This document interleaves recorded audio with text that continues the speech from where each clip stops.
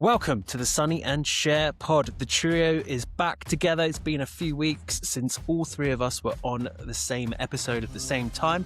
We were meant to be joined by the owner of rival FPL, but due to a scheduling conflict, he's going to join us next week instead.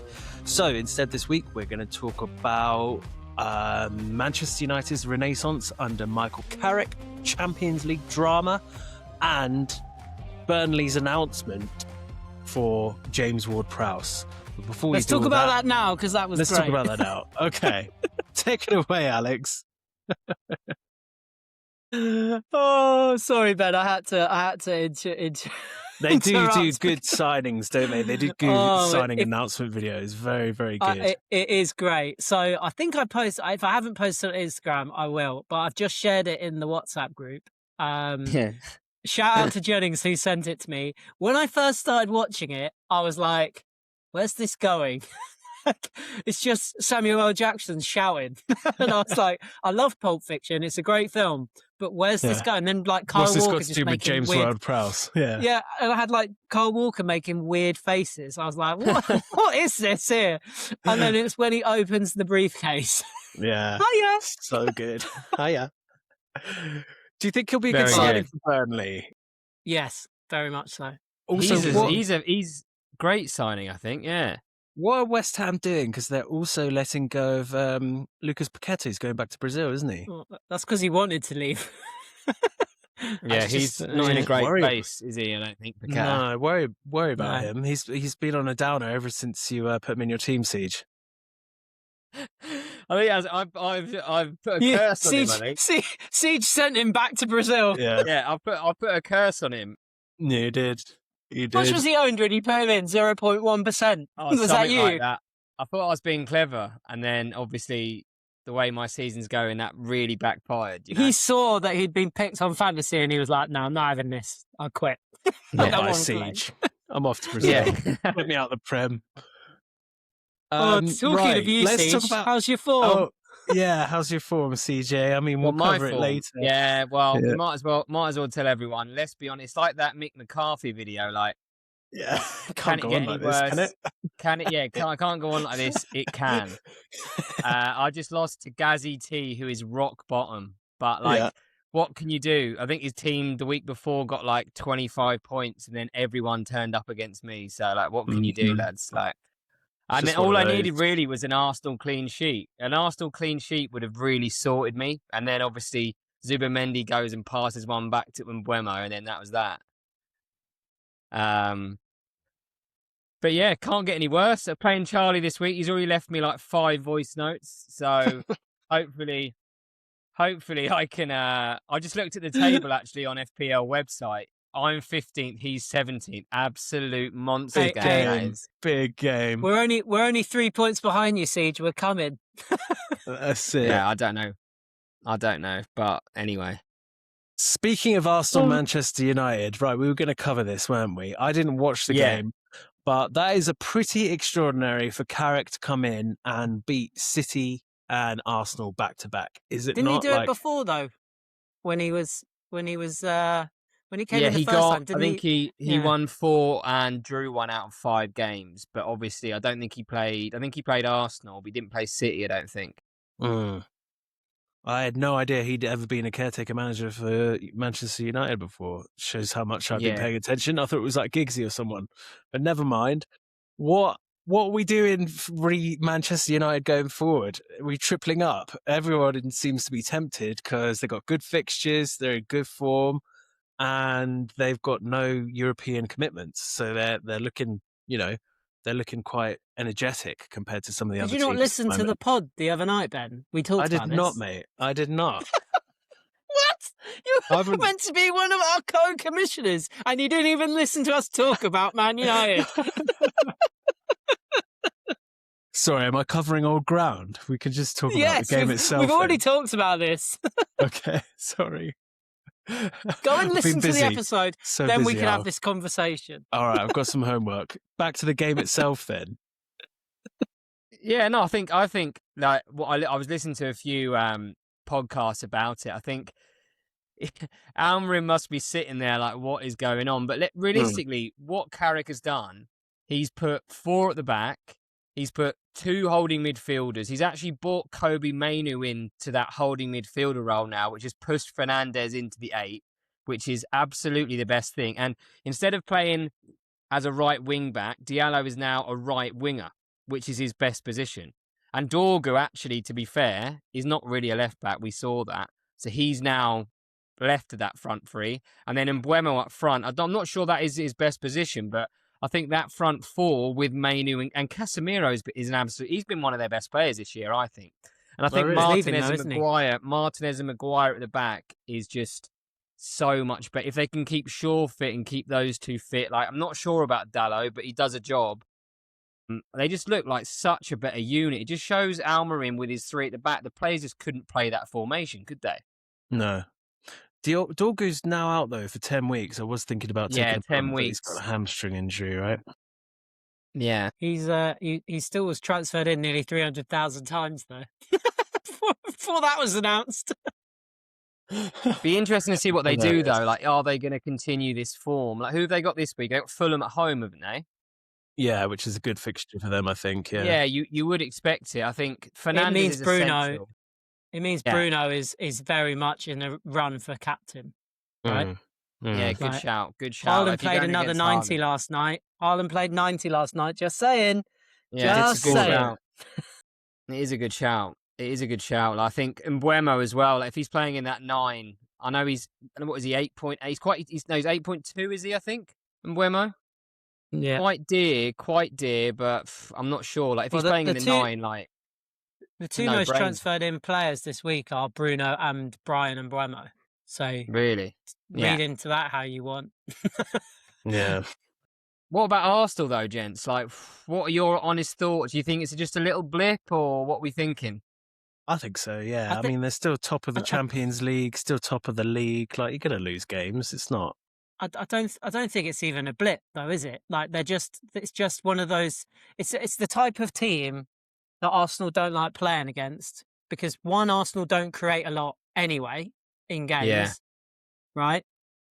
And I don't think I've noticed this season that they don't like playing against that really high intensity teams when they come at them, right? Yeah. And it put the Arsenal back 4 under not a dramatic amount of pressure in that first half, but as soon as United the Zubamendi's back pass came from the United press, right? It came from I was watching Monday Night Football with Jamie Carragher, and he's not my favourite person, but he did do a good analysis on it in the fact that if Brian Mbeumo hadn't closed down Gabriel, then the only pass Saliba had was to Zubimendi, and it was a poor pass to Zubimendi, and then all Zubimendi had is where his body position was to try and go back to the goalie, and he couldn't do it. So it all came from the United press, and I think I thought Carrick. Realistically, watching the game, United fully deserved to get something out of the game. Yeah. And I wasn't surprised in the end. I wasn't surprised that they won. I thought Arsenal were really poor after equalising. You would have thought, okay, they've equalised, that's it. And then what? 2 minutes later, United go and score. I thought Arsenal managed the game poorly. Probably should have drawn the game really, but gave it away in the end. So. Time will tell, I suppose. They've got to bounce back very quickly against Leeds, haven't they? Like that that's not an easy game. But that Zubimendi pass, like you said it was a bad pass. Why is he trying to pass that back first time though? Do you know what I mean? Like, but if you look at it though, Siege, if you look at his body position, right, he didn't really have much of a choice where he was going to. That ball was always going in that direction because of how he was stood and where the pass came to him. Like, he didn't have anything forward. So he was always going to have to go backwards, but he got caught in that position where he's trying to go forwards, but there was no pass there because the United players were there. So he only had that pass. So it's just take a touch, lad. Take a touch. But I was actually listening to the Gary Lineker podcast today about. I know we talked on Tuesday that Arsenal are 17th in open play goals. They went through some stats on like the Arsenal goal scorers. I think Saka has none Prem goals in 13. Martinelli has none in 11. Like Gabby Jesus has none, or Gyökeres has no no goals except from a penalty in the last 11. Like, it's pretty bleak, isn't it? I think like Declan grim. Rice is the one who scored the most in the last like 10 games. It's really frightening, isn't it, that a team at top of the league are that bad from open play goals, and they're relying on their centre half in terms of Gabriel, who's been out for he's missed 6 games this year and is probably one of their like highest scorers. Do you know what I mean? Yeah, definitely. There's a lot of attacking talent in that team, like Eze as well, such a creative player, but just not really getting or having the impact that it probably won. Well, since he scored his hat trick, he's barely played. Yeah, he just doesn't. He doesn't like him, does he? Because he doesn't do anything off the ball. He said, like, obviously at Palace he could run around doing what he wants, whereas at Arsenal, Arteta wants them to do a lot off the ball. This is where football's in my eyes has got worse, because of Arteta is out of that Pep camp where it's all about you have to play my system, right? And if you don't play my system, you don't play. And that's when we lose footballers. Like I know, Siege, we talked about it a while ago, that you don't need to be a good footballer anymore to be at the top of football. Right, as long as you can play in a system, you can look good in the system, right? And run around and run, be an athlete. yeah. Whereas, obviously that, but that means we're taking away the flair players, right? Those players that can do stuff out of magic. Like Eze is one of those players who can do something out of nothing, but just because he doesn't defend, it's like, what? Like, who cares? He'll probably win you a game more often than he'll lose you a game, right? And I saw Paul Scholes talking about like Odegaard being the problem. Like, he's probably the most creative player they've got. Like, without him, they really can't create anything. I just made that when I heard that, I was thinking like, what do they want from these like players? What do they want? Do they want 11 Rices in the team? Do you know what I mean? Obviously, the thing with Rice, like Rice covers the ground and he's got a lot of quality, which is very, very hard. Like Butler said, there's not many players who have both attributes at high level these days. But like with 11 Rices, I don't think you're not gonna score goals, because there will be that lack of quality as well. You do need these like Michael Elise's, those type of players. Do you know what I mean? Like Musiala's, those type of players. Those are the game-changing players that, like, those are the ones back in like the 90s that you loved, didn't you? Right, like the Cantonars and the Ginolas, the Esprias, and like players who were a little bit nuts in the head, but were like pure genius on the ball, right? Ronaldinho. Robert, talking to Newcastle players, like Robert was one of those, wasn't he? Newcastle players so far. I love it. I'm just being nice, Robert, nice to Ginola, Aspria, love it. We could talk about Cinema Pongo as well if you want. Player. Ben Arthur. David and Go. Yeah. Ben Arthur, to be fair, is that exact mould, isn't he? Yeah. Like, didn't give a shit, that's what I mean. Is there's not really any of those types of players where you let them be themselves, like because they could create you some magic on the pitch. But there's not that anymore. They don't really want those players. They want the players that could be like yes players. Like, can you do this? Yeah, I'll do it. Yeah. But right. Anyway, over. Moving on from Arsenal, Manchester United, there's loads and loads of drama from the Champions League last night. I don't even know where to start. I don't even know where to start, but it's unbelievable. Shall I go through? Shall I go through it all? Is there any way that we can get Mourinho back in the Prem? I really miss him. Mate.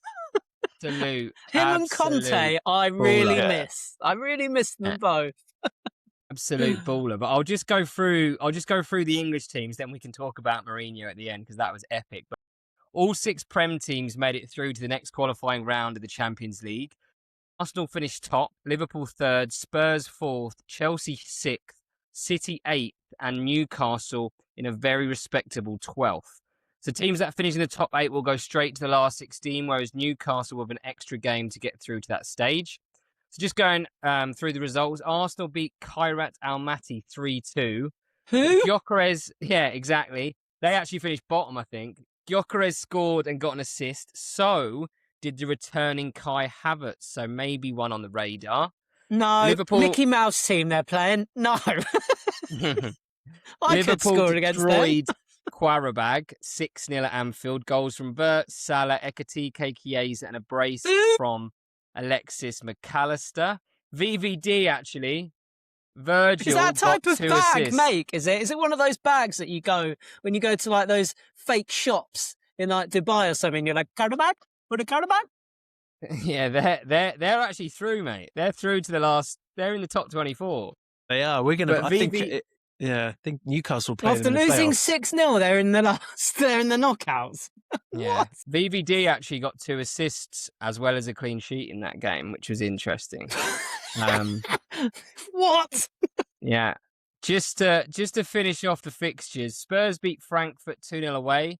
Solanke got another goal on his return from injury. Chelsea came back from 2-1 down to win 3-2 against Napoli, helped by a brace from João Pedro. Enzo Ben got also excited scored a about penalty in that game, so we talked about João Pedro. When I saw that last night, I was thinking, right, -4, cheers. Yeah. Straight in. The trap is set, gents. He's going to lull everyone into getting him to the teams, and he's going to be rotated or rested at the weekend, probably. I think he might be. I actually think he might start the lap against West Ham. I actually do. Yeah. It'd be horrible, but he could do No that. comment. No comment. And just to finish off, City beat Galatasaray at home 2-0. Haaland back on the score sheet along with Ryan Cherki. And then finally, Newcastle held PSG to a 1-1 draw in Paris. Excellent result. Joe Willock scoring the goal. Did you watch the game, Ben? Yeah, I did. Do you know what? The first 20 minutes were horrific. I thought this is going to be 4 or 5. They were all over us. We were absolutely struggling to match their pace, but we were much, much better after the opening 20 minutes. I don't know if you also saw the bullshit penalty call against us. Didn't watch Champions League, mate. It's boring. Oh, my God. I was watching League 2, mate. I was watching League 1. The EFL was on.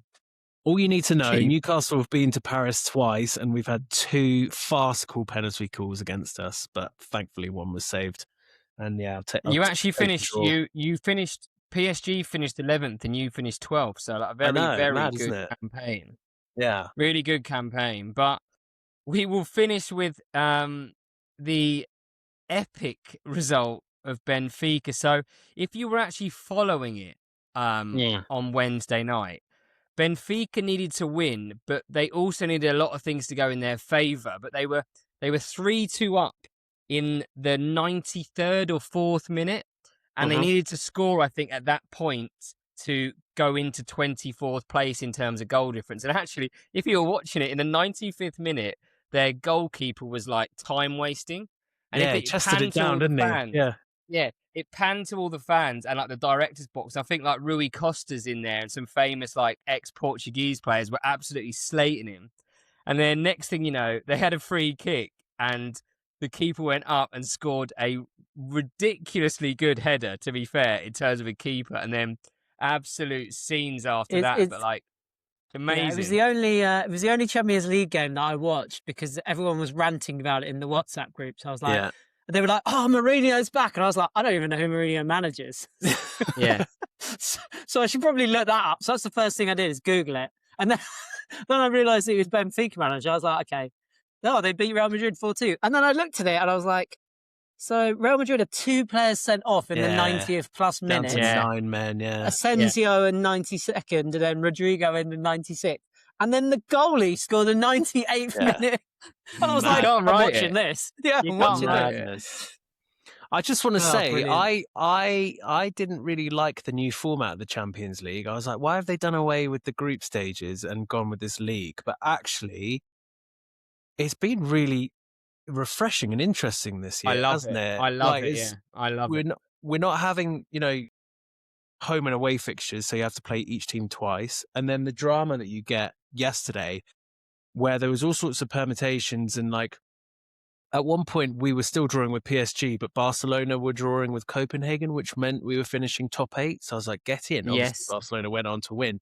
But there was so many movements there at the end. And the fact that Madrid lost, they actually dropped into the playoffs. What a decision that is, by the way, to sack Xabi Alonso.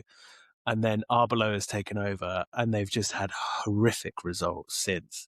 But yeah, I really, really rate the new Champions League format. It's actually much more. Well, they had to do it, didn't they? Because there was the European Super League. Yeah.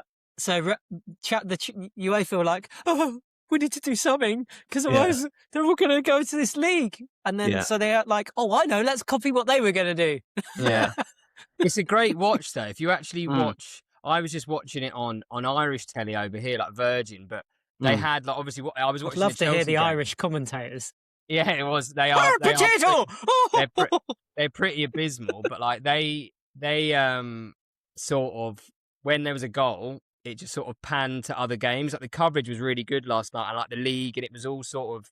I love the fact like they would do in a World Cup, like all the last fixtures on at the same time. I think it was epic last night, especially with like 18 games. It was frightening, wasn't it? Yeah, it was really, really good though. Really, really good. Really good. Enjoyed it. Plus agreed. Newcastle sort of qualified, sort of. So better than being in the group.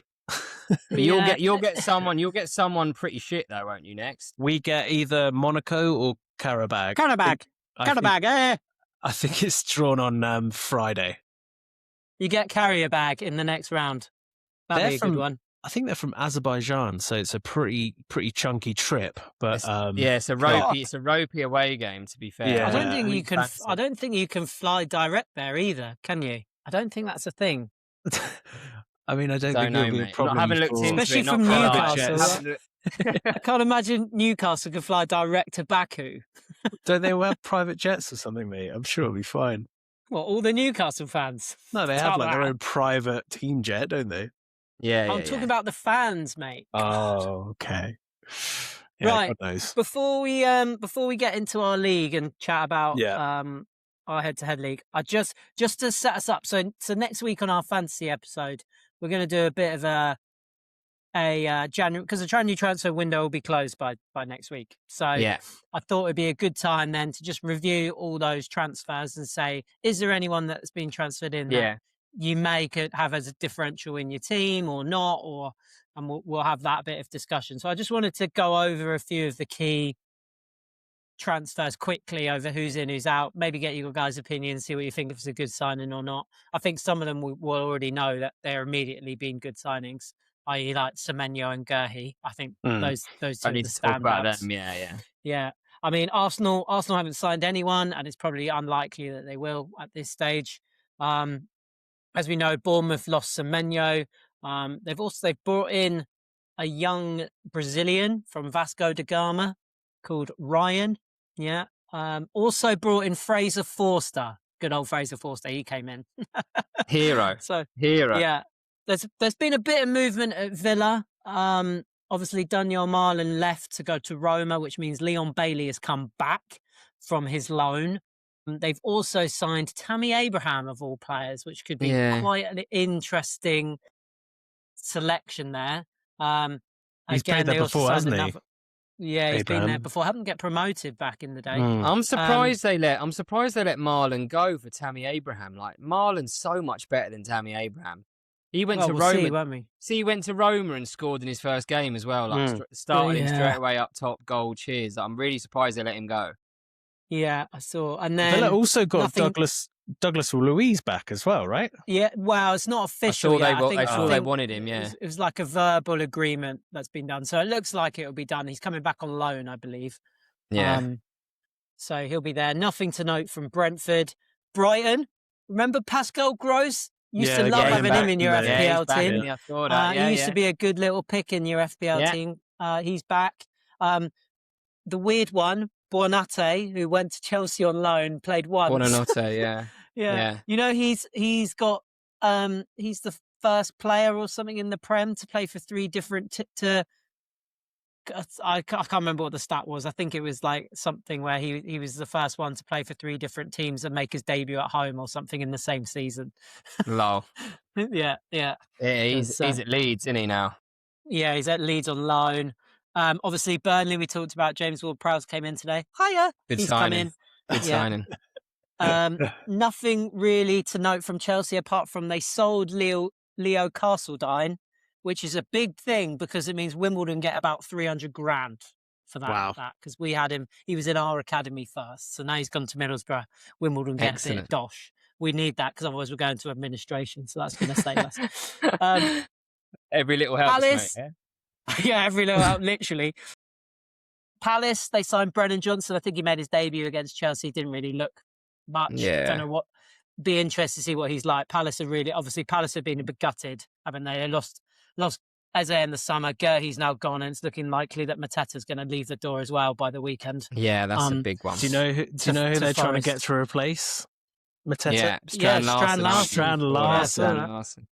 Yeah, so that could be an interesting one. Nothing really to note at Everton or Fulham lost Adama Traore to West Ham. So Traore goes back to Nuno. Yeah. Also, it's nearly done, I believe, that Fulham are about to sign Oscar Bob. Yeah, I saw that. Yeah, I saw that. It's Also, not a bad Ricardo Pepi from PSV is also someone that's being talked about. Yeah. So there's those two. Oscar Bob could be good for them because obviously Harry Wilson's probably going to leave in the summer on a free. So a lot of money for a bloke who's scored once in the Premier League, though. Oscar Bob, it's like 30 million for a dude with like 27 appearances or something. Crazy. Leeds, as we said, have got Buonanotte. Nothing to note in Liverpool. They're still shit. City obviously bought in Semenyo and Guehi, probably the two best signings in January already, and they've only played a few times. Nothing to note at United. I don't think they've got any money. Newcastle the same. I don't think they can spend because of FFP. Yeah, I'm not sure about that, mate, because I swear we sold Isak for a club record. Like, I think we'll do bits in the summer. Debt, wasn't it? No. Yeah, maybe. You need a women's team to sell or something, don't you? Yeah. You need to do a Chelsea. Forest are making a lot of noise. I think they've signed one guy on loan from Napoli called Luca, but they're making noise about Mateta. Yeah, making noise about Mateta as well. Nothing really to note from Sunderland. Spurs obviously bought in Conor Gallagher, which is an interesting one. He's still young. I didn't realise how young he still was. So be interested to see how he fits in there. I don't know. We haven't really seen him for a couple of years. He was well liked by Simeone, so read into that as you will. West Ham have been busy because obviously they're desperate to try and survive. However, I don't know any of their new signings. They've brought in Valentin Castellanos from Lazio. He was at Lazio. He was pretty decent at Lazio, to be fair, but like nothing to shout about. But he's not too bad. Pablo Felipe from Gil Vicente. Yeah, not sure about him. He started, to be fair, the other day. This guy's got a cool name. Kaiba Lamadrid. Great name. Fuck. And then obviously Traore that we mentioned. I'm getting him in. Actually, I just looked. Traore. No, Lama. What's his name? Oh, Kaima Lamadrid. Kaima Lamadrid. Yeah, he's straight in my team. And do you know what? Adama 5.1, 0.1% owned. Cheers. Yeah, mate. Yeah, interesting. No end product, that guy. Yeah, true. Yeah. All pace. So yeah, that's it. Nice little roundup, mate. That. But we'll dive more into that in the Old Fantasy app as well. Yeah, definitely. Because I'm guaranteed there'll be some more transfers, won't there, in the next few days? I'm sure. But yeah, right, Ben. Was it still me? It is still you, but I think you owe the group and the league a formal apology. Actually, he does for your manager of the month miscalculations. Yeah, so actually, I don't know if Jordan should have called me out on it, but he didn't. He didn't give you a lot, I don't think. He didn't. I don't think he can't. I don't think he's even saw it, is he? No, probably not. Yeah, so I did a bit of a boo-boo last week, so I actually thought that Jordan was in the hunt for manager of the month. I think in my head I wanted him to be in it because Nixxy Jordan would have been a great battle. Yeah, true. Yeah, true. But my mistake came from looking at my form guide where I'd made an error. So that's naughty on me. I should have just used the Rivals FPL site. Yeah, that's dead, mate. That's dead, unfortunately. That my form guide is now no longer. Let it go, okay? I get it, Siege. I get it. So apologies to Jordan for bringing him in, which means it probably wasn't then as close as we wanted it to be. I know there was plenty of managers. There was Nixxy, who was the main contender, who had 4 wins from 4. Then you had Andy Jackson, Matt Rafaro, Dave, and Trotty all had 3 wins from 4. I mean, just quickly touching, Andy Jackson's on a brilliant run. He did win again, but it wasn't enough for Manager of the Month this month. He did reach out to me and say he wanted to come on the pod. So when you win 4 in a row or 5 in a row, obviously you want to come on the pod because you're in a good run of form. So we'll get him on soon. Matt, I think, ended up having a shocking week, losing to Farney. I think Matt only got 28 points. I saw that. Yeah. So that was him immediately out. I think Rafaro did win. He had a pretty good week with 50, but it just wasn't enough really. Eve as well, I think got beat by Peaks, and then Trotty also got well beat by Andy Jackson. But it was all down on whether or Nixxy would win or lose or not, and he won absolutely comfortably, dispatching Jordan 54 points to 37, which means it wasn't really close in the end. Nixxy had 5 wins from 5 through January, which is pretty impressive. Very impressive. Very good. So massive shout out to you, Nixxy. Congratulations. You are this month's Manager of the Month. It does mean you move into second in the table. Only 3 points off you, Ben. He's coming. Just to put that into context, right? He's won 5 in a row. At one point, he was 12 points behind you. I know. He's now only 3. I know. So well done, Nixxy. Well done, Dad. In the last 5 weeks, he's really closed the gap, and he's definitely in some good run of form. So yeah, Nixxy, give me a shout out. Send me your bank details. We'll transfer you over the 15 quid. That means we've only got 4 Manager of the Months left. So we've done 6 now. Oof. We're over halfway through the season. That's crazy, isn't it? Yeah, so we've got 4 weeks in February. So there's 4 matches in February. Only 3 in April, 4 in March, and then we've also got 4 game weeks in May. However, we're going to do Manager of the Month slightly different in May, due to the fact that our playoffs start at the end of April. Yeah. What we'll do is Manager of the Month for May will be based solely on total points. We won't look at head-to-head points. So it means that anyone has a chance in that final month to win Manager of the Month, no matter where you are in the league or how many wins you're on. Lads. I'm targeting the playoffs. I'm targeting April. All right, 3 games. Just see if I can get 3 games in April. Yeah. Yeah, so out of the playoffs, and then but winning last Manager of the Month. Well done. Yeah. Shout. Well done. Right. So yeah, that will happen. So we've got 4 left, still 4 chances. Plenty more managers to win. It's also good that Nixxy's won as well because it's another new Manager of the month. Only Ben has won it twice. So, I was going to say, has anyone won it more than once apart from me? Was that the first 2? It was the first 2 months as well. So it looked you did win 9 in a row. You did win 9 in a row to start with. So there you go. So it was inevitable. Yeah. But yeah, right. Should we take a quick break and then we'll come back to Ben's wall of keep out?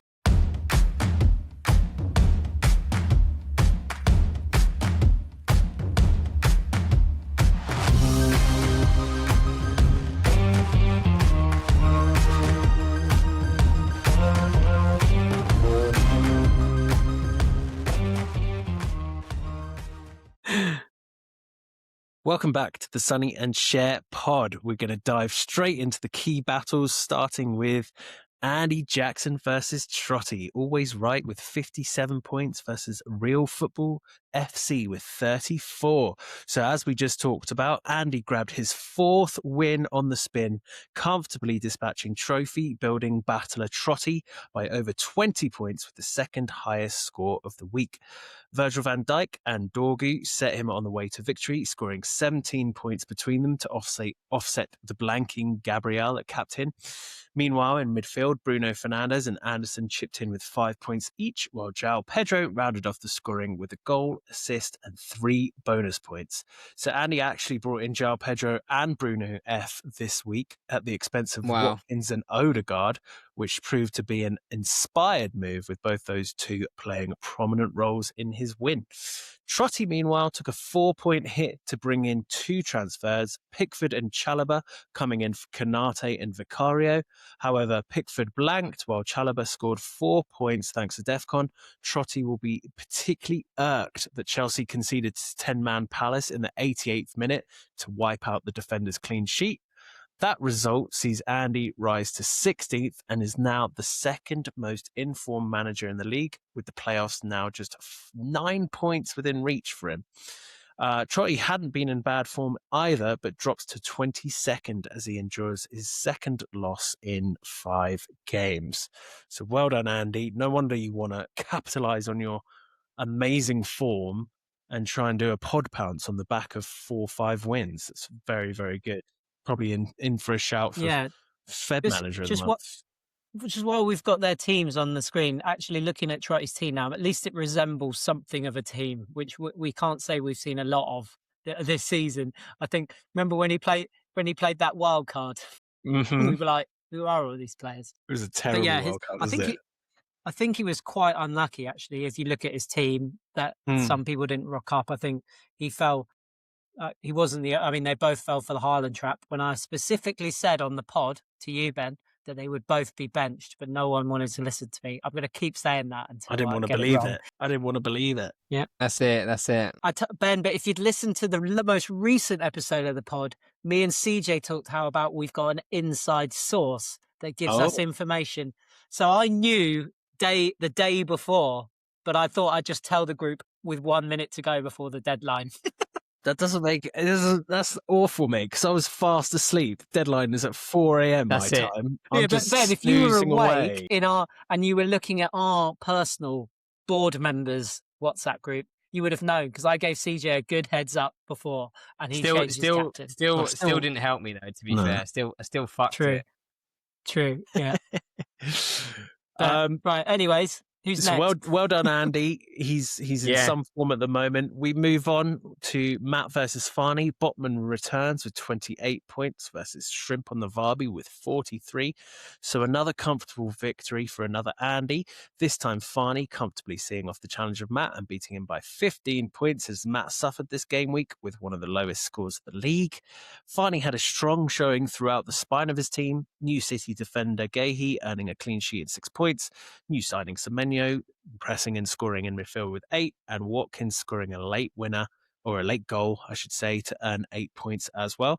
Tarkowski, Chalobah and Dubravka all chipped in with 4 to 5 points each, while a 12-point haul from Bowen was unfortunately left on the bench for Farney. No matter though, as Matt's highest scorers of the week, Dorgu with 8 and Cunha with 9, were left in last place on the bench.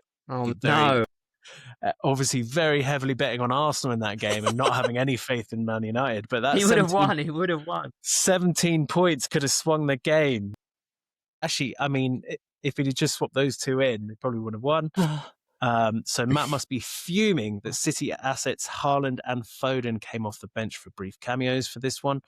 Matt's midfield quartet of Gakpo, Foden, Gordon, Rice all blanked, while none of his strikers troubled the score sheet either, leaving just 2 of his defenders in Gahey and Anderson to score 14 points between them, which was just half his final score. Imagine scoring 28. Couldn't imagine that. I got 25. Matt slips to 4th after slumping to his first loss in 4 games, while Farney jumps 2 places to 21st and is now a comfortable 5 points away from bottom of the league. So well done, Farney. Unlucky Matt, I feel your pain. Not a good weekend for the team. Can I just say that Matt's not unlucky, because if he'd listened to the pod, I said that Foden and Haaland wouldn't start. So that's on him. I'd said that. But on a serious note, I think he was slightly unlucky, because I watched the Leeds-Everton game on Monday night. Calvert-Lewin was really unlucky not to score. He had a brilliant strike hit off the post.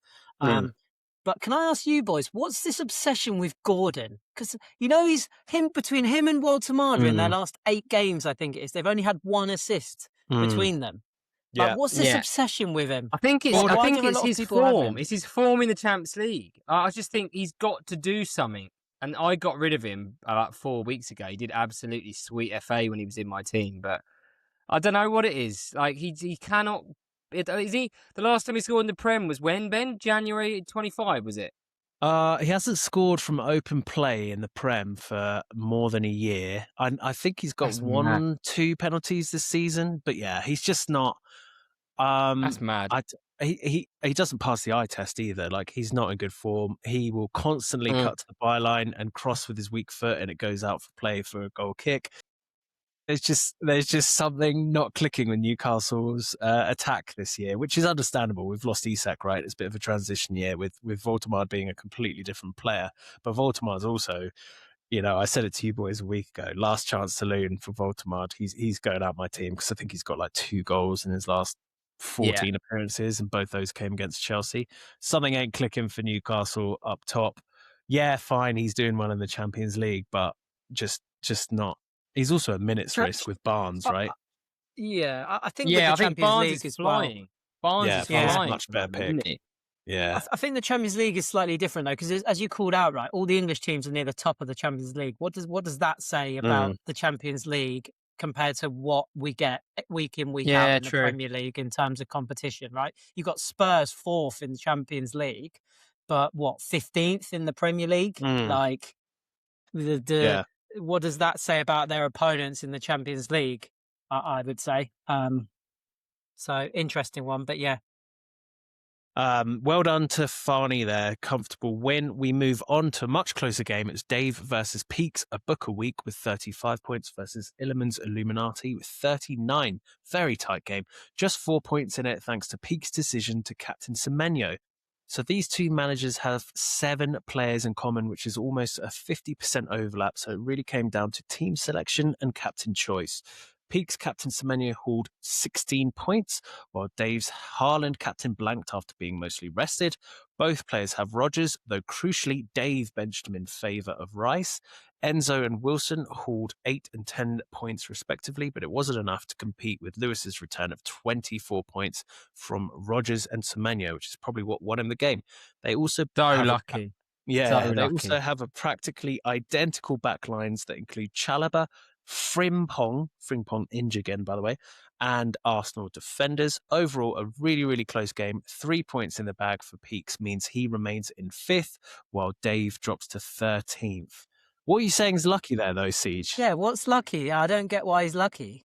I think it's a good move. He captained Semenyo like me. Yeah, captain. Yeah, but just look at his score, 39. Do you know what I mean? Like, yeah, but Dave getting 35 with captain Haaland 2 points. Like, you got to be lucky to win that game. Let's be honest. But yeah, but if Dave had listened to the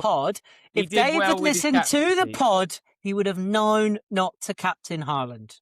But because he didn't, he captained Haaland. Lewis listened to the pod because he messaged me and he went, "Oh, thanks for giving me the heads up about Haaland." And I was like, "You're welcome. Let's both captain Semenyo." Have you seen where Peaks is? Have you seen where Peaks is on the luck chart? Have you seen that? Yeah, exactly. And Trav. Exactly. Peaks and Trav, like, disgusting. And Trotty. And Luke. Yeah. We round off the key battles with the much billed battle for Manager of the Month that turned out to be way more hyped than it should have been. Nixxy versus Jordan. Oh dear God, 37 points versus Dipyatosin, 54. Nixxy swept Jordan aside comfortably with a 17-point victory to grab his 5th win on the bounce and remain undefeated in January, which means he claims the Manager of the Month award in the process. Congrats, Nixxy. Strong midfield set Nixxy on his way to victory. Rodgers hauled 8, Semenyo scored the same, Wilson hauled another 10, and Bruno Fernandes with 5. Tarkowski and Mukiele both scored 4 points each in defence, while Watkins finished off the scoring with 8 points. Even clean sheet Cash was left on the bench with 6.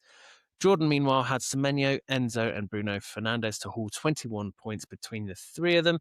However, Jordan was relying on a clean sheet for Arsenal by doubling up with Timber and Gabriel. I think Nixxy benched Timber, so it's a good call from Nixxy in the end. So that means that Nixxy surges to 2nd in the table, overtaking both Stu and Matt, who lost this week, while Jordan drops to 18th, having lost 3 of his last 5. Alex, did you hear that? Jordan has lost 3 of his last 5. Check FPL rival and retire your form guide, mate. It's gone, boys. It's gone. It's gone. Right, It's deleted. It's off Google Drive forever. Right. It was beautiful. It was beautiful. It was really colourful, mate. Yeah, but without it, we wouldn't have been able to provide Greg with everything he needs to build the FPL rivals. Yeah, that's like it. we You're want. so right. You're so right. We walked so Greg could run. Right, rounding up the other results. This is going to be a painful one for me. Sam versus me. Smithy, 69-25. Oh, total mismatch this one. It was the highest scorer of the week versus the lowest scorer of the week, meaning that Sam dished a 44-point victory out to the league leader. That's me, my biggest defeat of the season. I benched 14 players and 14 points in the form of Villa players as my team lost at home. Not that would have made a difference. Fucking ouch. 44-point demolition there. I don't know if we can ask Greg, but let's have a look at the biggest head-to-head wins this season, because 44 that points would be good. Will be up there. I think it does it. I think there is a. I'm not going to dig it out now, but there is somewhere on here where it shows you that Greg hasn't missed. Greg hasn't missed a beat when it comes to this website. Yeah. But Ben, just on that, Smithy listened to the podcast and he listened to me because he knew that Haaland and Foden weren't going to play, so he captained João Pedro. My memory is terrible, mate, because I thought it was just me and Siege on the episode when we talked about Haaland. Me and you. That was the week before, mate. That was the week before. I'm so confused.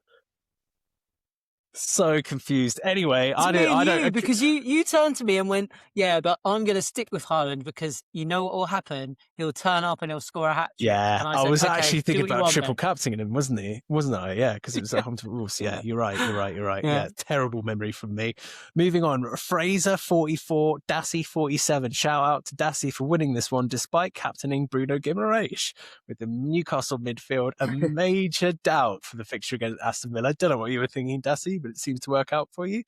Meanwhile, shout out to you, Alex. You beat Jennings 56-44, deploying a wild card the menu after the Haaland rest rumours and scoring the third highest game week tally of the week. Ooh, moving on to this one, Stu 35, Trav 36. Shout out to Stu by losing a single. Trav is so lucky, by the way. So lucky. 36. Ouch. Ben, let me tell you a story about this. I had a message from Balf, and he thought he'd done some transfers in his team, like in the middle of the night when he was looking after his baby. Yeah. And he was like, oh, I've done it. It's fine. And then when the deadline went, he looked at his team and what he'd done hadn't happened. Gone through. Didn't click confirm. So he thought he was like, oh yeah, I've got them in my team. That'd be okay. And then he ended up losing because of it. That's brutal. Ouch. But he's very keen to remind me, Ben, that he's actually, in terms of total points, he's very close to you. He is. He's only 4 points behind me or something like that. Overall. Is he? Wow. Yeah. I am having this season. As we said last week, he said we don't talk about him enough. So there's your little snippet again, Balf. We'll probably get this from Charlie as well, because we haven't had the Chronicles of Charlie for a while. So I was going to say, we've not done the Chronicles of Charlie for a while. We need to combine it. We need to do Chronicles of Stu and the Chronicles of Charlie. We haven't got 4 hours. We haven't got 4 fucking hours. It won't take that long. It'd just be like, Balf lost to Trav by a point. Charlie won against Luke by 4 points. True. Done. Moving on, CJ, sorry to bring this up, 39th, Gazzy T. Don't be 56. sorry, it's great. Shout out to CJ for this one, losing to bottom of the league, Gazzy, who is rooted to last place, but has a really interesting strategy of having 5 Man City players in his team with no plans to replace them despite Diaz being injured. Because if he takes out Diaz, the app forces him to remove another City player, so he says he's going to stick with 5 for the rest of the season. Fourth straight loss for CJ. But isn't Diaz out for the rest of the season? Nah, he's back mid-Feb, apparently, according to the app, at least. Okay. Yeah, okay. According to the app, he's back in a couple of weeks. Brutal again. My form is a disgrace. 4 straight losses, mate. Yeah, it just seems to be, I know I'm preaching on about it, but I always think, this is the week. And then, like Gazzy T, we had completely different teams. Yeah. And then I think Semenyo and Van der Ven scored, and I was like, here we go again. Yeah. Here we go again. Yeah, the Van de Just Ven one's classic. particularly annoying because for the last few weeks he's been like 0, 0, 0, booking, Don't talk to me booking, about no him. clinky. He's a twat. Even like Dubravka making like 3,000 saves to get 5 points. Do you know what I mean? Like I was thinking, what is going on? Yeah. He didn't vice captain Dubravka. He's got to be so a if vice Haaland captain. So hadn't at one come point, I on- was thinking, I am absolutely screwed if Harden doesn't come on it. Why on earth is he vice captain Dubravka? Do you know what I mean? I'm losing to that. Like fair play, Gazzy T. Like I just He's can't. not even listening, is he? That's probably not. You can't even write it. It's a disgrace. So yeah, me and Nick, I think, have probably got the worst form in the league, have we? And Nick's say. got a fair excuse that he's in Australia, so he's just Yeah. completely forgotten how to play fantasy. He's No. too busy watching kangaroos or something. Yeah, I'm gonna say I've had a bad share of luck, but equally, it Hey, can't be welcome all to the bad. club, mate. Who are you Yeah. playing next, Siege? Who have you got next? Me and Charlie. Oh, like yeah, I said, yeah. he's already been on to me, and I'm thinking, Jesus, if I lose to him, I'm really in trouble. Elsewhere, we've got Conor with 39 points, Mike with 40. Another game with just 1 point in it. This time, Conor losing because of Tarkovsky's DEFCONNed points. Fucking ouch for Con there. Rafaro, meanwhile, smashed Nick 50-28.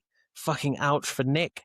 And then finally, we've got Charlie with 40 points versus Luke with 36. So Charlie betting heavily on his own team by captaining Gabriel. Didn't work out, but doesn't matter because Luke stuck with Thiago, who blanked.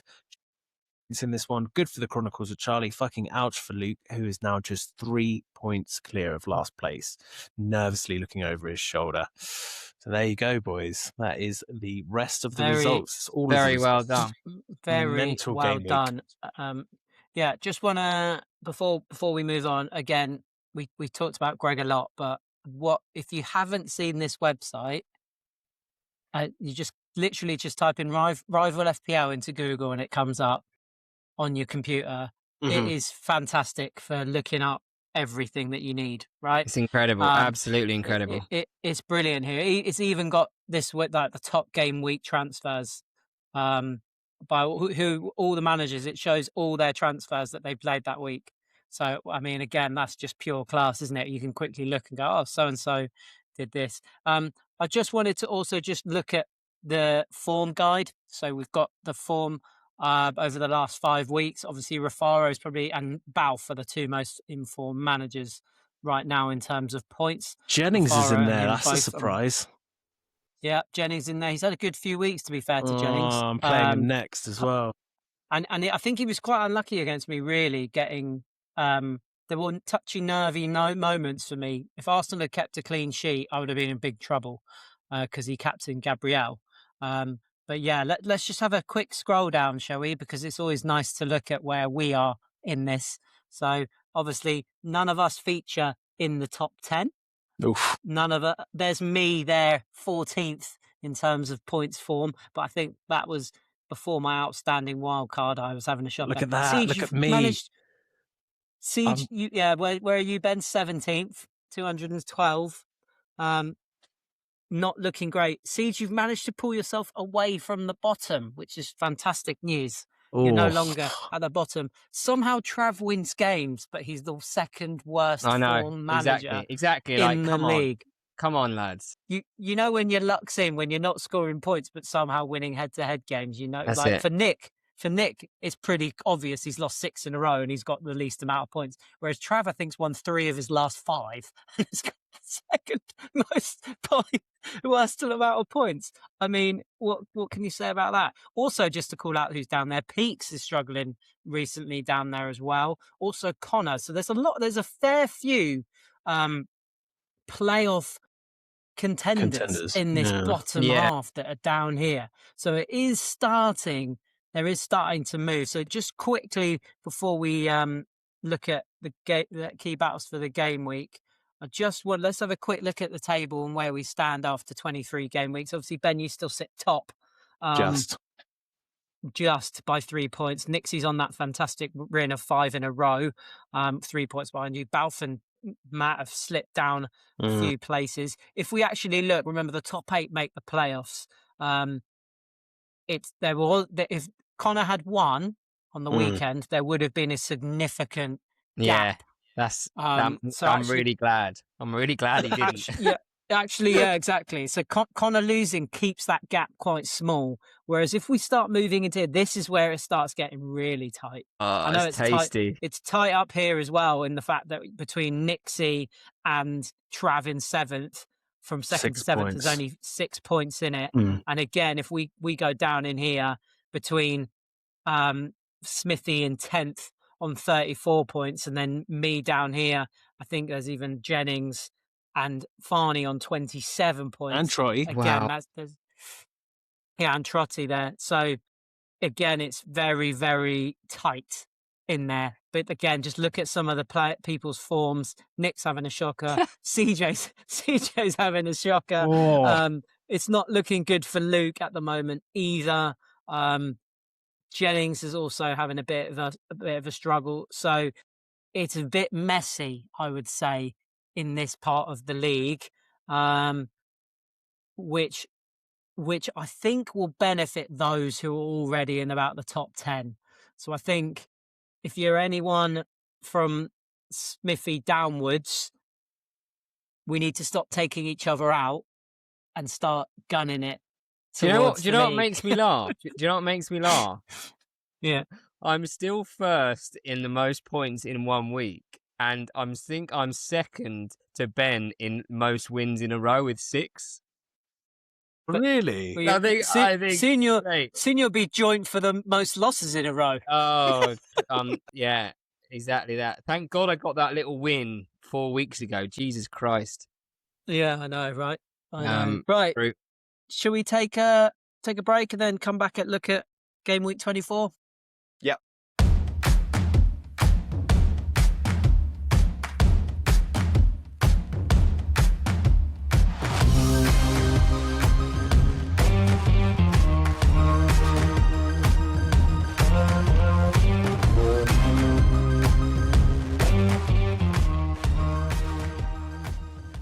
Alrighty. So, welcome back. We'll quickly look at the key battles for game week 24. Are we doing a game today, Siege, or?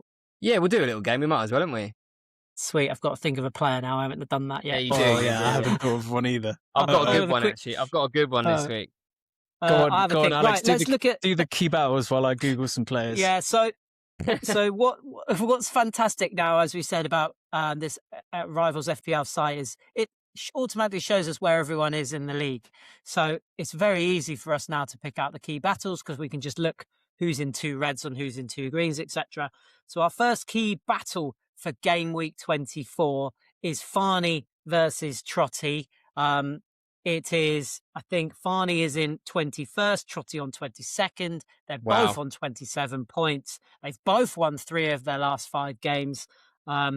So this could be tight because they only share 4 players. So it's a 6-pointer. It's a relegation or a trophy building 6-pointer potentially. Dogfight. So, and their teams are very, very different. So if we just look at their most recent teams, both only 5 points separated them last week as well, with teams very, very different. I'd be surprised if I looked at Farney's team now to see if Rodgers and Bowen will remain on his bench. I doubt it, but we shall see. Be interested to see who they come in for. Probably Gordon. If I'm you, I'm still not playing Haaland. He's going to sit on my bench. So, really? Bold. Yeah, it's bold. But I'm pretty keen. Oh yeah, thanks Ben. Share my screen. Thanks for messaging. Mate, I did it subtly over WhatsApp. That comparison thing, this thing here is sorry, unbelievable. Here we go. Here's their teams. Unbelievable on the app. This is so cool. Yeah, this is great, right? So we could just look up both who's playing who. So just quickly again, here we go. Look, so there's Farney's form, Trotty's form. What average points they're over their last 5? How many transfers they've got this week? How many chips? And then obviously common players, and those are their teams. Also, Farney's left quite a lot of points on his bench the last 5 weeks, average of nearly 12, whereas Trotty seems to leave no points on the bench. So that could be a big one this week about where points are left. And again, they kind of seem to split the captaincy, both of them. So this could be interesting. They last met in game week 18, where Trotty absolutely wiped the floor of Farney 63-34. Oh, Okay. This is going to be a big one. So that's the first key battle for this week. We've then got another big one. We've got Matt in 4th here versus Peaks in 5th. That's so an this epic. is again, Yeah. it's a big game. Peaks, as we said, isn't in the best of form, but neither's Matt really in terms of point scoring. Matt has won 3 of his last 5, but only at an average of 42, whereas Peaks is averaging under 40. Does have 2 transfers to use this week, though. Used his free hit, though, so it may be a Matt free hit week this week. We shall see. Again, their teams are very, very different. Only 4 common players shared between them, so that's going to be really interesting. Just looking at their teams then, boys, from last week, again, only about 11 points between them. Again, their teams are very, very different. I doubt that we'll see Frimpong. He's out for the season now, isn't he? I think someone said. Hamstring Yeah, injury. Peaks done. was messaging me today. He's told I'm not going to reveal one of his transfers today, but he's already pulled one and he's debating the second. He's waiting till Saturday for the second one. He told me today. So fair enough. So he's played one already. he's I'd played be one surprised to see Cunha left on maybe Matt's bench, but because Dogu's out, Cunha may start now. I don't know. It's either going to be him or Sesko. Yeah, he will, won't he? Yeah. Yeah, so probably be Cunha off the left or Mbuemo down the middle. I don't know. We'll see where that one goes. But again, their teams are very, very different. Again, they're very similar in leaving points on the bench. And again, they've both captained Haaland the last 4. They last faced each other in game. Can't believe this. This is right as well, but it might be game week 18. We might want to check with Greg that this is accurate. That's a bit weird that it's the same time that they played. Yeah. I think who's on the left here? Matt took that one 43-41 last time they played. Oh, close. So that's that key battle. The next one we're looking at is Andy Jackson, who is in fantastic form right now, and he is playing Jordan. It's 16th versus 18th. There's much more exciting battles down the bottom of the table than there are at the top this week. Andy's obviously won 4 of his last 5, an average of 49.2, but Jordan's only won 2 of his last 5 at an average of 50.4. Yeah, I saw that. So he's been so unlucky this year. So unlucky. Yeah. So I would say that Jordan has probably got a solid team. It's just not. He's come up against some big scores. Again, they've got quite a few more common shared players. 7, Gabriel Fernandes, Semenyo, Thiago, Haaland, Dubravka and Cash. Wow. Looking at their last weeks, 20 points separated them the last game week, but obviously Dogu is now out injured, so that's going to... Andy loves leaving points on the bench, as we can see here. He left a good number 15 points on the bench. The bench warmer. The bench warmer. Yeah, there we go. An average of 12.6 in the last 5 game weeks. Jordan actually very similar. Yeah. He's left 1 more point on the bench. So again, this is going to be a really intriguing battle to see how this goes. And Jordan has not moved from Haaland as captain the last 5 weeks, whereas Andy Jackson has moved it around a bit. So it will be interesting to see where we go. I think this can't be right because, again, it says these 2 played each other in game week 18. That can't be right. But we'll look into that. But Jordan did take the original battle 59-42 when they last met. And then lastly, the last key battle for game week 34. We couldn't not have this one due to the fact of the form that Ben is in and the form that Jennings is in. Plus, everyone loves a Ben Jennings derby. Who doesn't? Both of you have only won 2 of your last 5. I think, as we said, Jennings has been slightly unlucky since he is the 3rd highest point scorer in the last 5 games at an average of 50.4. Ben, your average is only at 42.4. Look at that. It's awful. You do have 2 free transfers, but that means nothing with Jennings because he's guaranteed to throw some minus points in there to try and beat you. I'm tempted to tinker this week too. I messaged you boys earlier in the week, didn't I, with my potential plans and my head loss. Will you play a chip, Ben, to beat Jennings is the question. He's only got a free hit left. Probably not. So we'll see there. You know what? You're just separated by 5 million in world rank as well. So not to put that into context, but Jennings is 5 million. If we look where we were you. last week, Jennings did get 44 to Ben's 25. Yeah. Dire. So it is gonna be a big one. All I'm going to say is au revoir, Phil Foden. Bye-bye. Yeah. And as your team value is exactly the same, by the way, just shouting that out. But let's just look at the thing I really wanted to talk about for Jennings is his last 5 captain picks. He's captained Xhaka twice in those 5 weeks, and Gabriel once, Haaland only once. Whereas Ben, you are a set and forget type of captain with Haaland. Look at that as well. No hits taken this season. I've taken 0 no hits. Taken. I must be one of the only managers in the league. Jennings has taken minus points 12 times. So let's just make it 13, Tom. Come on. Yeah. But Jennings did beat you, Ben, last time out, 41 to 35. So I don't know if that's right. I don't think I've lost to Jennings this season, have I? Oh yeah, I think I have. I don't know. I think he did. Yeah, beat you. Yeah, he did. I did. Yeah. Yeah, so there we go. So those are the key battles for next game week 34. Boys, any shout outs there? Anything you want to call out? Anyone you feel I've missed? Or I need to smash Jennings. That's all I'm going to say. I mean, my score this week was 25 points. I think the global average was 44. It's the first time this season. Yeah, that is miserable. I was miserable. So yeah, I'm going to tinker. I'm going to make some changes. It's time. You're going to tinker. I've got a big one against Mike. I need to. If I'm going to get anywhere near the playoffs, I have to put a run together now. And same. this is where it starts for me. I'm going to beat Mike this week. I'll take 2 in a row, and then hopefully for the first time this season, I'll win 3 in a row. We'll see. We shall see. Dream big, mate. You got that Brobby fella up front as well, so I reckon you're in good shape. Yes, good shout. I like that. He did score.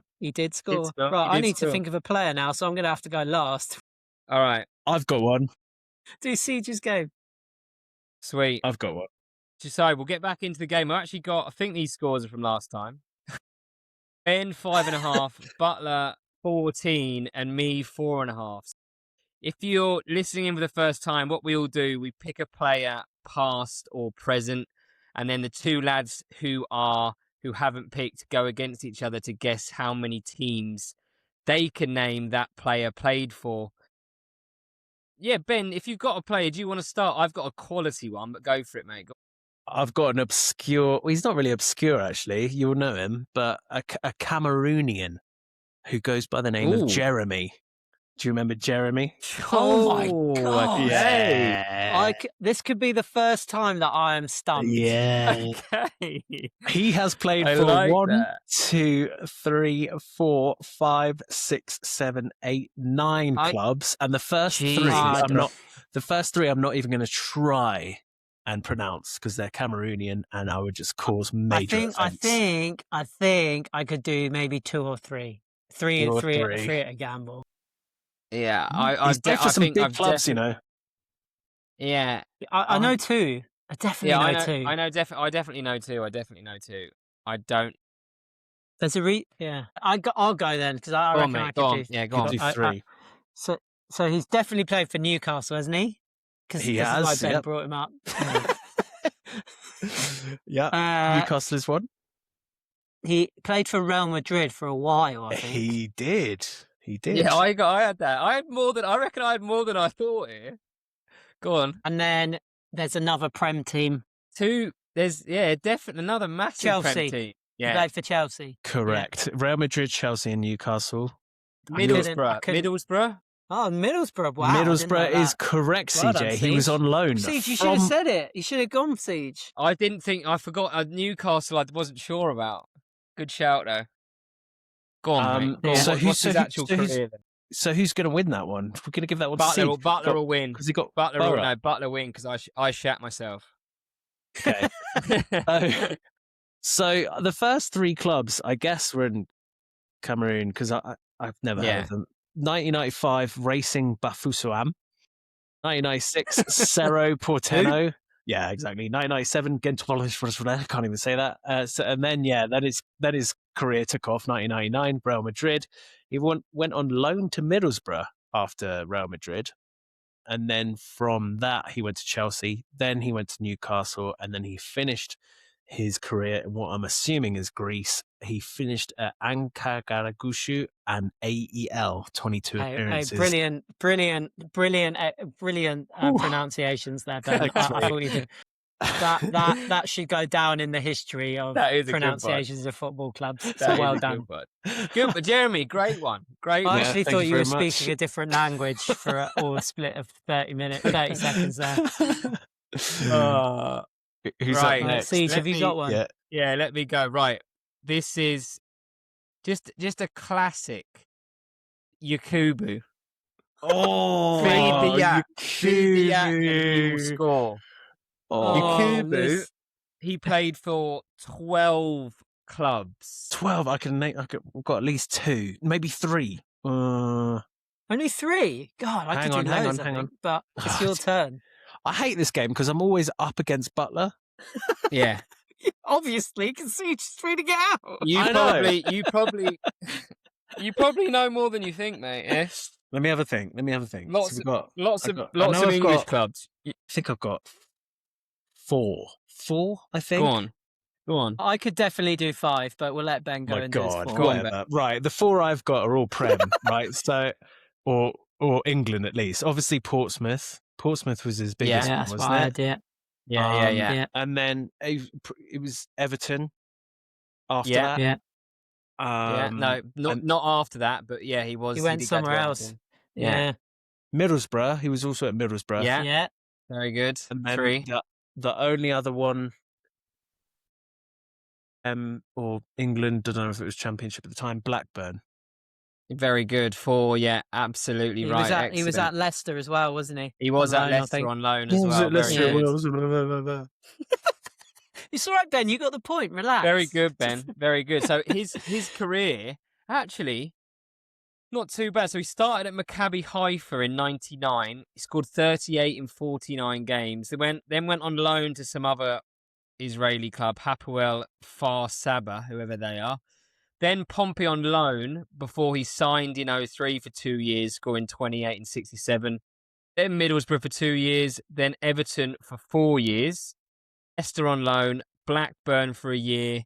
Then he went Guangzhou. I imagine that's China. Yeah. Rayan. We had that last week, didn't we? With Robinho. Yeah. Then he went to Reading. Then Kayserispor and Coventry. I've actually got a funny story that Trav and Nixxy will know. So we actually went on a golf trip back in the day to Malaga, some like hotel. And at this hotel, there was like a FIFA footy pitch where obviously teams come out and train. And we saw a few lads like around the pool, like there's definitely a team here. And then we come down the stairs one day and Yakubu just like walked down the stairs like he absolutely owned the place. And I was like, who the fuck are this lot? Because I didn't recognise anyone, but it was Al Rayyan, who were from Qatar. So it was just him. They were just there on like a warm winter camp. But yeah, he was just literally, I don't know how old he was then, but just literally all the young lads were just like flocking off him. It was so funny. That's hilarious. But yeah, I forgot about him. Feed the yak. Yeah, that's it. So right, good. Great player. You're up. Right, I've got Gylfi Sigurdsson. So he's played 1, 2, 3, 4, 5, 6, 7, 8, 9, 10, 11 clubs. The last 3 you probably won't have a Scooby-Doo.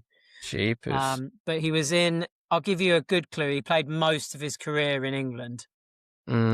Even started in England. Cheap. It's my guess, but I haven't got a clue.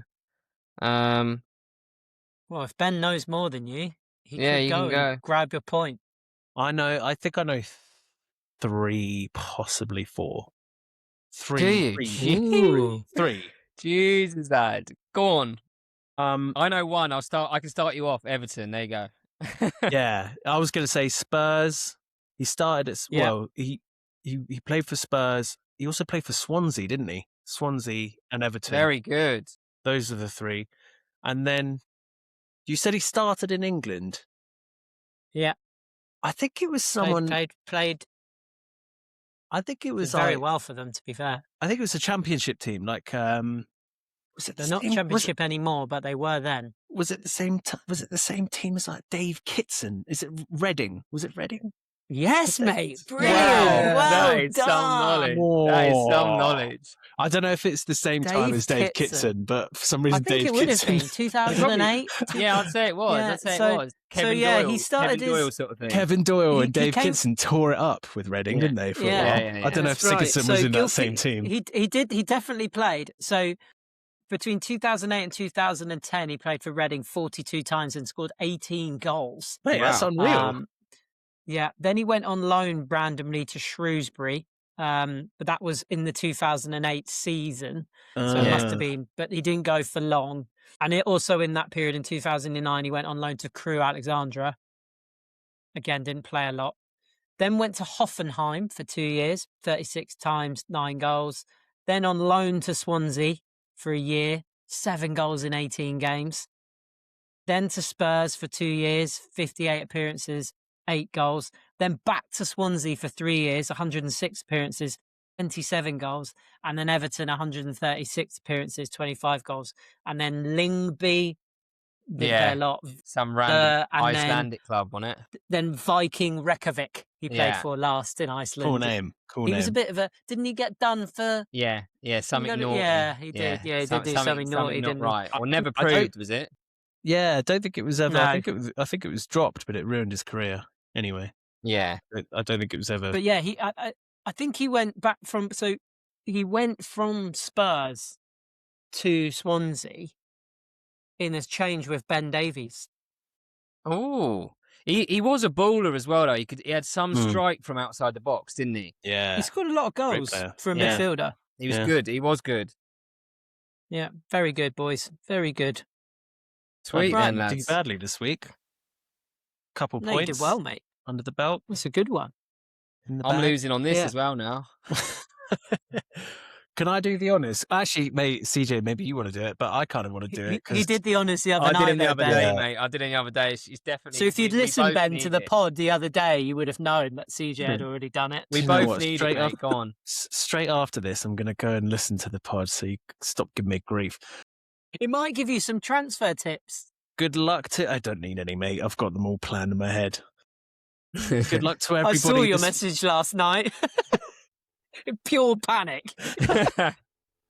Good luck to everyone this week, except for Tom Jennings, and may the fantasy gods be with you.